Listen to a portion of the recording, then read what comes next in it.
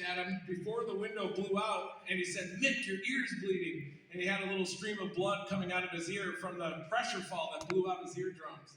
It actually wasn't from the glass out there, but that was when we first realized that the pressure falls inside of a tornado can definitely have impacts on the brain and even cause concussion-like symptoms, confusion for hours afterward. But we also did a Bud Light commercial for storm chasers. We saved the beer truck. I did a TurboTax commercial too, but then I got audited 4 years in a row, and then the commercial disappeared. I was intercepting a tornado and throwing write-offs on the Dominator as it was getting more damaged.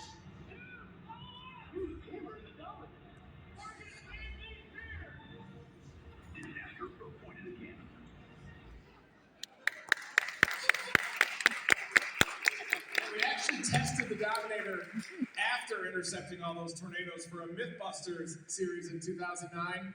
And we parked the Dominator 1 behind a 747 jet, and they simulated 300-mile-per-hour winds.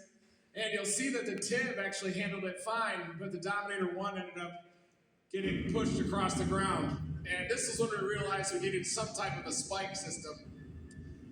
But the way that the Dominator is shaped, it has a downward force directed on it and eliminates the wind passing underneath the Dominator.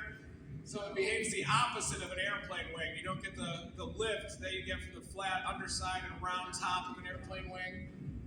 If you can eliminate the wind underneath the vehicle, it'll always have that downward force.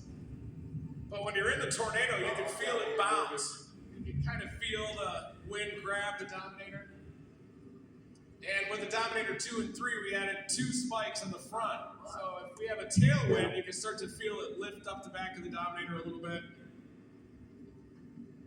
But our goal in building the Dominators was to always make sure that they're mobile. So we didn't want to lose our mobility.